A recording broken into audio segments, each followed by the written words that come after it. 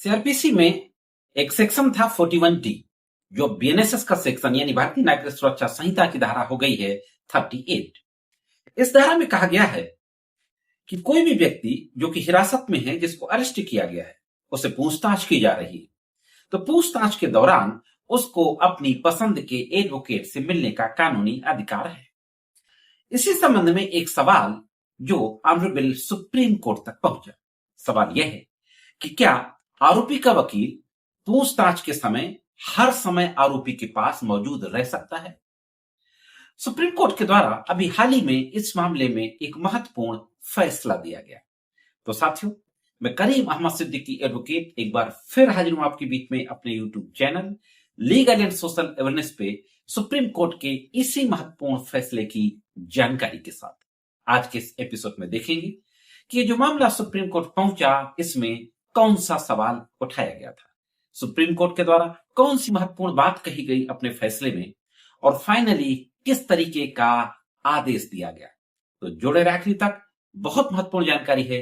देखते हैं कि पूरा मामला क्या था। इससे पहले कि मैं वीडियो में आगे बढ़ूं, मैं आप सभी को, मेरे सभी व्यूवर्स, सभी सब्सक्राइबर्स और सभी फ्रेंड्स को बहुत बहुत थैंक्स बोलना चाहूंगा। आप सभी लोगों के कोऑपरेशन से, सहयोग से, प्यार और मोहब्बत से लीगल एंड सोशल अवेयरनेस का ये यूट्यूब चैनल है, इसमें 3 लाख सब्सक्राइबर पूरे हो चुके हैं। हाँ दोस्तों, 3 लाख सब्सक्राइबर पूरे हो चुके हैं। ये कारवां, मुझे उम्मीद है कि इसी तरीके से आगे बढ़ता रहेगा। अब चलिए हम आज प्रॉमिस करते हैं कि जल्द ही 5 लाख के लक्ष्य को भी प्राप्त करेंगे। दोस्तों, ये जो मामला था, एक अपील की गई थी आंध्र प्रदेश हाई कोर्ट के एक ऑर्डर के खिलाफ।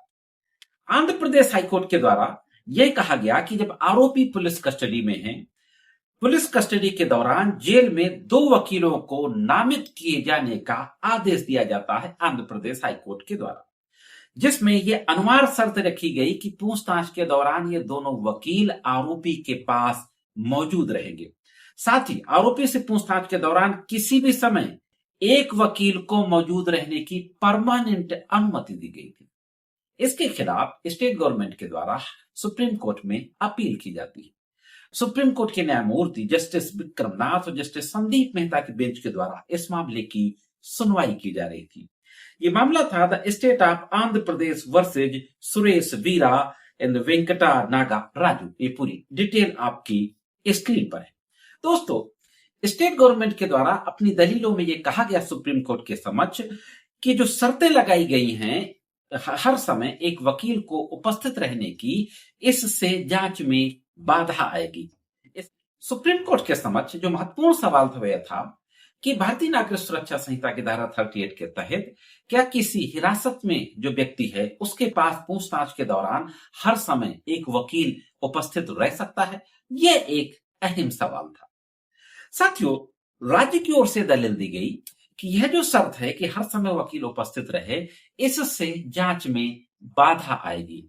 इसलिए ये जो शर्त है आंध्र प्रदेश हाई कोर्ट की, इसको निरस्त कर दिया जाए। सुप्रीम कोर्ट के दोनों न्यायमूर्तियों के द्वारा बहुत महत्वपूर्ण बात कही जाती है। कहा जाता है कि इस प्रावधान को पढ़ने से साफ पता चलता है कि इसके तहत मिलने वाला अधिकार पूछताछ के दौरान अपनी पसंद के वकील से मिलने का अधिकार है। इसका मतलब किसी भी तरह से यह नहीं है कि हर पूछताछ सत्र के दौरान वकील शारीरिक रूप से मौजूद रहे। सुप्रीम कोर्ट ने कहा कि 38 यह अधिकार देती है हिरासत में जो व्यक्ति है उसको कि जब उससे इंटरोगेशन होगा तो वो अपने चॉइस के एडवोकेट से मिल सकता है। लेकिन इसका मतलब यह नहीं है कि हर समय उसका एडवोकेट वहां पे मौजूद रहेगा शारीरिक रूप से, चाहे वो कितनी भी दूरी पर हो, देखने सुनने की दूरी पर ही क्यों ना हो। मतलब इतनी दूरी पर भी नहीं रह सकता कि उसको वहां से दिखाई दे रहा हो, सुनाई दे रहा हो। ऐसा भी नहीं है सुप्रीम कोर्ट ने कहा धारा 38 का मतलब।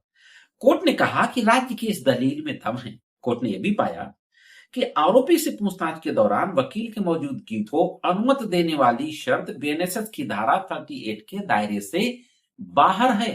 स्पष्ट रूप से सुप्रीम कोर्ट ने कहा कि सेक्शन 38 बीएनएसएस का वो ये नहीं कहता कि हर समय वकील मौजूद रहे। यह कहते हुए कोर्ट ने यह भी कहा, हालांकि यह निर्देश की ऐसी मौजूदगी पूछताछ के दौरान किसी भी समय होनी चाहिए अगर इसे लगातार मौजूदगी के बिना शर्त के अधिकार के तौर पर समझा जाए तो ये बीएनएसएस की धारा 38 के दायरे से बाहर चला जाएगा। नतीजतन वकील की मौजूदगी की अनुमति देने वाली शर्त को इस बदलाव के साथ बरकरार रखा गया कि ऐसे वकील को केवल पूछताछ वाली जगह पर ही मौजूद रहने की अनुमति होगी जहां से वह आरोपी को देख सके।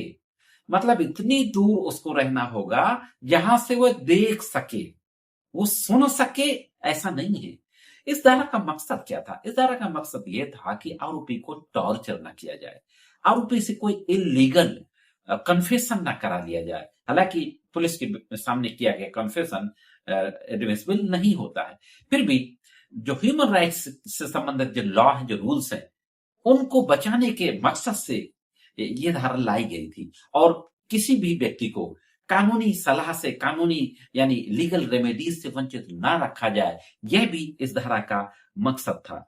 तो धारा 38 का मकसद समझाया कि धारा 38 के दायरे को स्पष्ट किया सुप्रीम कोर्ट ने, और स्पष्ट करते हुए कहा कि प्रावधान गिरफ्तार व्यक्ति को पूछताछ के दौरान अपनी पसंद के वकील से मिलने का अधिकार तो देता है, लेकिन पूछताछ के पूरे समय वकील की लगातार शारीरिक मौजूदगी की बात नहीं करता है। यह कहते हुए आंध्र प्रदेश हाईकोर्ट के आदेश को अमेंड कर दिया, उसमें करेक्शन कर दिया कि भाई हर समय नहीं रह सकता, जिस समय पूछताछ की जाएगी सिर्फ उस समय और उतनी दूरी पर जहां से वो दिखाई दे। तो यह थी दोस्तों एक और महत्वपूर्ण जानकारी। कैसे लगी कमेंट्स करके जरूर बताएं।